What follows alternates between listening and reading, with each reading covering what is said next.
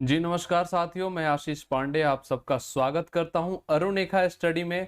और जैसा कि आप सब जानते हैं कि सीटेट 2022 का नोटिफिकेशन आ चुका है और अब हम लोग इसके तैयारी में और जोर शोर से लग रहे हैं। पहले क्या था कि नोटिफिकेशन ना आने के वजह से बहुत सारे लोग डिसअपॉइंट हो रहे थे, डिप्रेशन में जा रहे थे, टेंशन में आ गए थे कि आखिर हम इतनी मेहनत कर रहे हैं, तैयारी कर रहे हैं, तो आखिर ये क्या होगा। तो मैं पहले भी आपको बोल रहा था कि नोटिफिकेशन आएगा तो बहुत जल्दी उसके बाद एग्जाम हो जाएगा, तो आप लोग अपनी तैयारी जारी रखिए। तो आज हम लोग इस वीडियो में बात करने वाले हैं कि जो हमारे पास 1 से 1.5 महीने का समय जो बच रहा है, और ये एक तरह से देखें तो हमारे पास 1 महीने का ही समय बचेगा, क्योंकि उसके बाद ये कुछ फेस्टिवल सीजन्स आ जाएंगे, कुछ ऐसा भी दिन होगा। और आपको ये भी मालूम होगा कि दिसंबर में शादी ब्याह भी होती है, तो इधर उधर लोग काफी व्यस्त हो जाएंगे। तो अगर देखें तो मुश्किल से 1 महीने से ज्यादा आपको समय नहीं मिलेगा तैयारी करने के लिए। तो जो भी है 1 महीने में कैसे हम तैयारी करेंगे, कौन से बुक से फॉलो करेंगे, क्या बुक फॉलो करेंगे, कैसे टाइम टेबल क्या रखेंगे, स्ट्रैटेजी क्या होनी चाहिए, वो सब हम लोग बातें करने वाले हैं। तो जल्दी से हम लोग शुरू करेंगे, लेकिन जो लोग चैनल पे नए होंगे चैनल को जरूर सब्सक्राइब करेंगे, वीडियो को लाइक और शेयर सभी लोग करेंगे। साथ ही मैं बता दूं कि मैं 2 बार सीटेट क्वालिफाइड हूं और 1 बार रीट का एग्जाम क्वालिफाई किया है मैंने। तो ऐसा नहीं है कि मैं फालतू का आके यहाँ पे बकबक करके चला जा रहा हूँ। मैं जो भी बोलूंगा एक पॉइंट वाली बात बोलूंगा, और कैसे एग्जाम का प्रेशर हैंडल करते हैं हर एक चीज मैं आपको बताने वाला हूँ। तो चलिए शुरू करते हैं। तो सबसे पहले मैं ये नोटिस आपको दिखा देता हूं, और नोटिस जो कि 20/10/2022 को आया हुआ है, और इसमें लिखा हुआ है 16th addition of CTET exam का, जो कि सीवीटी मोड में। बहुत सारे लोग ऐसे थे जो बोल रहे थे कि ऑफलाइन ऑफलाइन होगा, एनटीए मना कर रहा है, ऐसा वैसा। तो ऐसा कुछ नहीं है। मैंने बोला था कि जब एक बार ऑनलाइन हो गया तो ये ऑनलाइन ही आगे होगा, ऑफलाइन कराना नहीं चाहेंगे ये लोग, ऑफलाइन में ज्यादा मुश्किलें होती हैं। इसके बाद इन्होंने लिखा है कि जो एग्जाम होगा वो दिसंबर 2022 से जनवरी 2023 तक चलेगा। मतलब कुछ कुछ सीन जो है पिछले साल वाला ही होगा। लिखा भी है यहाँ पे, the exact date of examination will be mentioned on the admit cards of the candidate. ठीक है।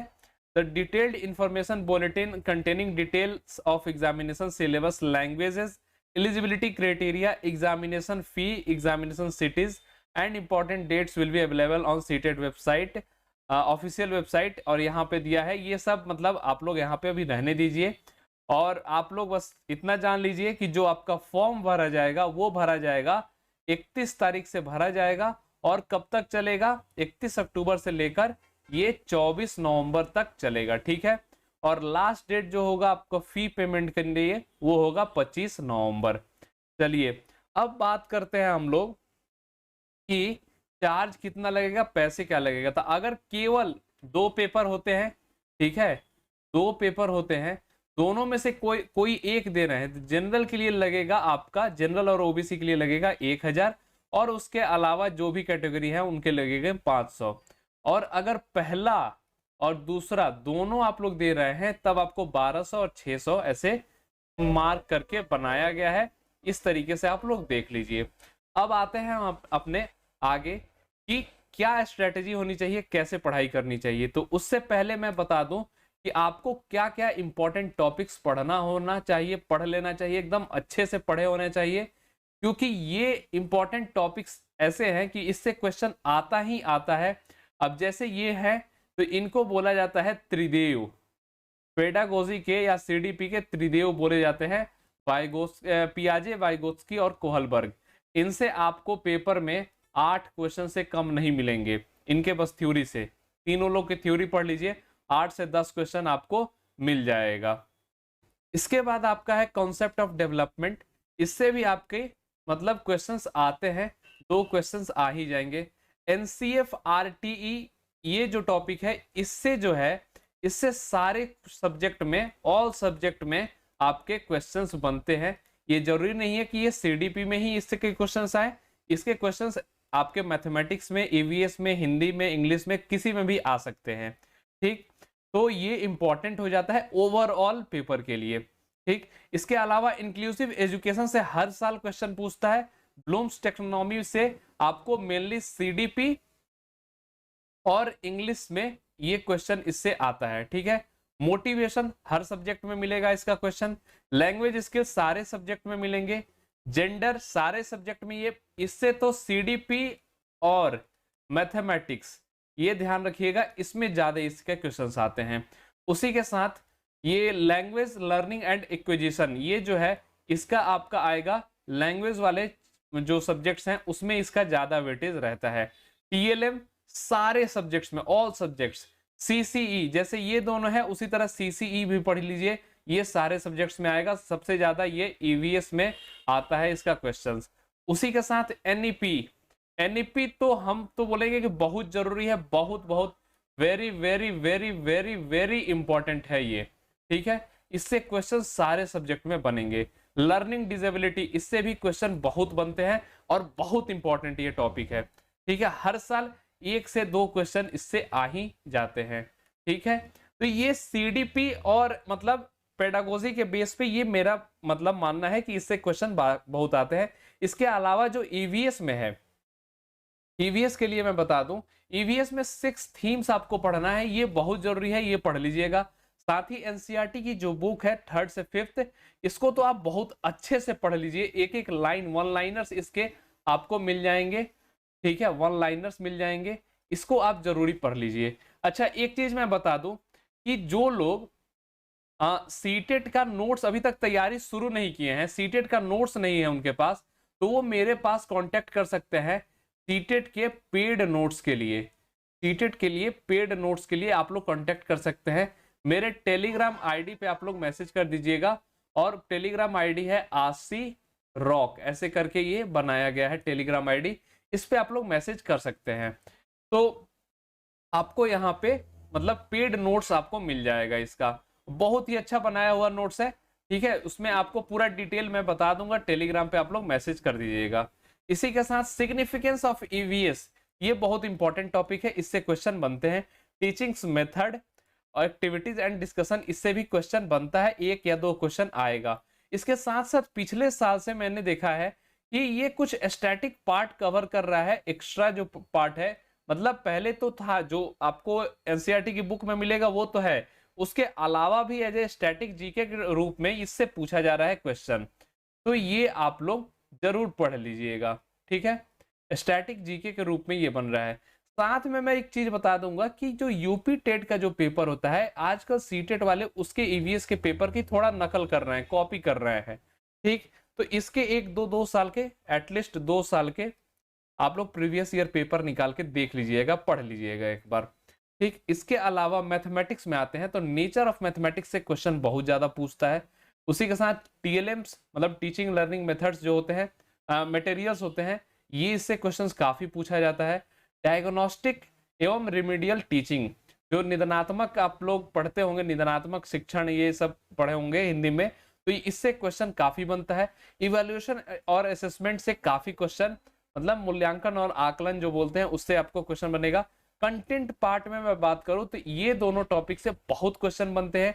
जैसे कंटेंट में 15 क्वेश्चन आते हैं टोटल, उसमें से आप समझ लीजिए कि 5 से 6 क्वेश्चन या इससे ज्यादा क्वेश्चन आपके इससे बन जाएंगे। और मैथ्स की तो चिंता ही ना करिए, मैं मैथ्स की क्लास आपको, मैथ्स के लिए पूरा क्लास एक लेकर आऊंगा और बहुत जल्दी मैं कवर करा दूंगा आपका। ठीक है, मैथ्स से जो डरते होंगे इस चैनल को से बन के रहिए, आपको आराम से मैथ्स कवर किया जाएगा। इसके अलावा इंग्लिश में मैं बात कर लूं तो इंग्लिश में ये सब टॉपिक जो है, language learning and acquisition, language skills, language in diverse classroom difficulties and errors, passage and poetries, ये तो बहुत इंपॉर्टेंट है, प्रैक्टिस इसमें चाहिए, आपको प्रैक्टिस करना होगा इसके लिए। ठीक है, और टीएलएम ये बहुत जरूरी है सब पे। ठीक, तो ये है इंग्लिश के लिए। इसी के साथ हिंदी की मैं बात कर लूं तो हिंदी में जैसे आप लोग इंग्लिश में पढ़ रहे थे वही हिंदी के लिए भी है। अब चलिए बात करते हैं हम लोग स्ट्रैटेजी के बारे में। अब आपके पास क्या बना है, 1 मंथ का समय बना है, बचा है 1 मंथ का समय बचा है। इसमें आपको करना क्या है, इसमें आपको ये करना है कि इसमें आप लोग सबसे पहले कि मॉक टेस्ट देना शुरू कर दीजिए। मॉक टेस्ट आप लोग देना शुरू कर दीजिए, डेली एक मॉक टेस्ट। ठीक है, डेली एक मॉक टेस्ट दीजिए। ठीक, उसका एनालिसिस कीजिए, उसका एनालिसिस कीजिए और एनालिसिस करके रिपोर्ट बनाइए अपना। ठीक है, रिपोर्ट कैसे बनता है वो मैं बता देता हूं। जैसे आपने आज डेट दिया एक कि इस तारीख को मैंने मॉक दिया था। ठीक है, आपने मॉक दिया, आपका स्कोर क्या रहा, स्कोर ओवरऑल जो स्कोर आया है वो लिख दीजिए। ठीक है, अब एक लाइन दीजिए इधर नीचे, लिखिए सीडीपी में आपका क्या स्कोर रहा, सीडीपी में आपका क्या स्कोर रहा। ठीक है, जैसे मान लीजिए सीडीपी में आपने लाया 21 नंबर लाया है 30 में। ठीक, टाइम आपको कितना लग जा रहा है सीडीपी में, इसमें भी लिख दीजिएगा कि आपको टोटल टाइम कितना लगा है, ये भी आप यहाँ पे लिख दीजिए टाइम कितना लगा है। अगर आप लोग देख पा रहे हो तो टाइम लिखिएगा या नहीं छोड़ दीजिएगा। ठीक, इसमें लिखिएगा कि आपका क्वेश्चन कहाँ गलत हो रहा है, रॉन्ग क्वेश्चंस टॉपिक। ठीक है, ये आप लोग देख लीजिएगा कहाँ कहाँ क्वेश्चन आपके गलत हो रहे हैं, कौन कौन से टॉपिक के क्वेश्चन गलत हो रहे हैं। ठीक, ये आपका पूरा एक लिस्ट बन जाएगा इसका। इसके बाद इसी तरीके से ईवीएस का आप लोग करेंगे। ईवीएस में स्टैटिक जीके के जो जो क्वेश्चन गलत हो रहे हैं वो भी लिख देंगे यहाँ पे। ठीक, उसी तरह मैथ्स का और हिंदी इंग्लिश का सब रिपोर्ट बनाइए। हर दिन मॉक दीजिए, हर दिन देखिए। इससे क्या होगा कि आपके पास टॉपिक बनते चले जाएंगे कि कौन कौन से टॉपिक आपसे कवर नहीं हुआ है सही से, वो बन जाएगा। ठीक, एक अलग कॉपी आप लोग साथ में रखिएगा, रिपोर्ट के साथ एक अलग कॉपी रखिएगा। ये होगा आपका, इसको हम नाम देते हैं मतलब अर्जेंट अर्जेंट रिवीजन बुक। मैं इसका नाम देता हूं urgent revision book. Urgent revision book का मतलब क्या हुआ, अर्जेंट रिवीजन बुक का मतलब ये हुआ कि जो जो आपके क्वेश्चन गलत हुए हैं, जो जो वो क्या कॉपी कर दीजिए यहाँ पे, जो जो आपके क्वेश्चन गलत हुए हैं, जैसे सीडीपी में जितने क्वेश्चन गलत हुए हैं, 5 क्वेश्चन गलत हुए हैं, पांचों क्वेश्चन लिख दीजिए। ईवीएस में 4 क्वेश्चन गलत हुए हैं, 3 क्वेश्चन गलत हुए वो लिख दीजिए। मैथमेटिक्स में जो क्वेश्चन गलत हुआ है वो लिखिए। ये सारे क्वेश्चन लिख दीजिए जो गलत हुआ है, और गलत हुए क्वेश्चन को हर दिन डेट के हिसाब से लिखते चले जाइए। ये क्या होगा, एक आपकी कॉपी बन जाएगी और उसमें क्या होगा, गलत क्वेश्चन के साथ आंसर लिखिएगा तो ये बन जाएगा आपका वन लाइनर, ये बन जाएगा वन लाइनर्स के एक कॉपी बन जाएगी। और ये क्या होगा, ये आपको एग्जाम से 2 दिन पहले आपको बस यही रिवाइज करना है, केवल यही रिवाइज करना है। ठीक है, और इधर उधर कुछ नहीं देखना है, बस इसको देखना है, क्योंकि बाकी आप सारे टॉपिक्स तो पढ़ लिए हैं, वो तो समझ लिए हैं अच्छे से, और समझने के बाद आप उसमें क्या कहते हैं, मतलब आप हर क्वेश्चन उसके कर ले रहे हैं सॉल्व, मॉक दे रहे हैं तो उसमें सॉल्व कर ले हैं। लेकिन ये सब क्वेश्चन आप नहीं कर पा रहे हैं, उसके टॉपिक्स यहाँ पे लिखे हुए हैं, उसके क्वेश्चंस यहाँ पे लिखे हुए हैं। ठीक है, तो टॉपिक आप बार बार रिवाइज करेंगे, ये सब क्वेश्चन आपके एक बार गलत हुए होंगे, हो सकता है ये थोड़ा नया आया हो क्वेश्चन, थोड़ा ट्विस्टेड क्वेश्चन आया हो, तो इससे क्या होगा कि आपको मालूम चलेगा कि हाँ इस टॉपिक से इस तरीके के भी क्वेश्चन बन सकते हैं, और ये क्वेश्चन रिवाइज कर लेना चाहिए, पढ़ लेना चाहिए।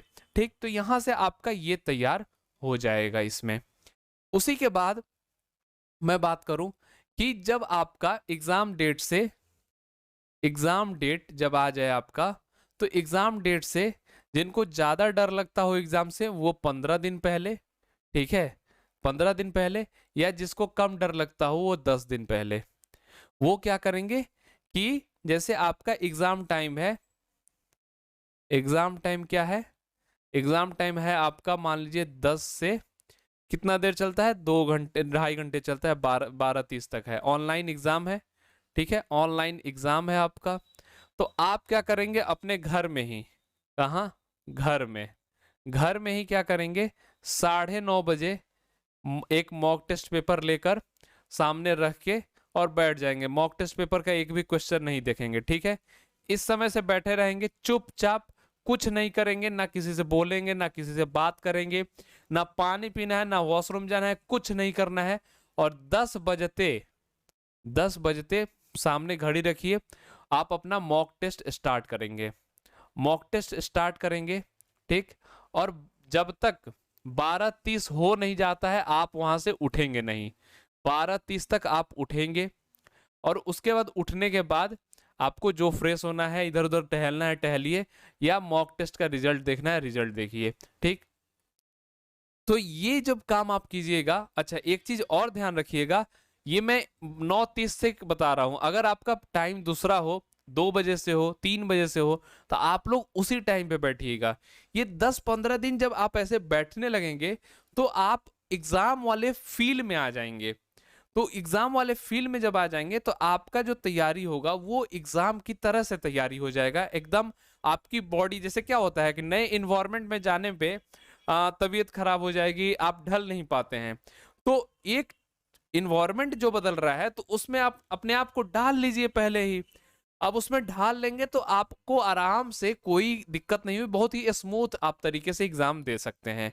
तो ये तरीका होता है मेरे प्रेशर मैनेजमेंट करने का, मेरा तरीका है ये। तो आप लोग भी ऐसा कर सकते हैं। दूसरी चीज, आप लोग अब अपने डाइट का ध्यान बहुत रखिएगा। 1 मंथ बचा है, शादी ब्याह का, त्योहार का सीजन है, तो डाइट पे और हेल्थ पे पूरा ध्यान रखिए। सीजन चेंज हो रहा है तो आजकल क्या हो रहा है, सर्दी हो गई, खांसी सब हो रहा है, ठंडी बहुत ज्यादा लग रही है लोगों को, तो इससे बच के रहिएगा। साथ ही डेंगू वगैरह भी हो रहा है तो इससे भी आप लोग बच के रहिएगा। तो ये जब तरीका आप लोग बनाएंगे तो जाके बहुत ही अच्छा तरीके से आप सॉल्व कर लेंगे। बात रही बुक्स के बारे में, बुक्स के बारे में मैंने बताया नहीं और बता देता हूं। अब बुक्स के बारे में मैं 2-3 वीडियो बनाया हूं बुक्स पे, ठीक है। तो आप लोग जाइएगा प्लेलिस्ट में, यहाँ आई बटन में देखिएगा ऊपर में, यहाँ पे इस जगह पे मैं एक डाल दूंगा कि बुक्स के लिए क्या है, या वीडियो के लास्ट में सजेशन डाल दूंगा।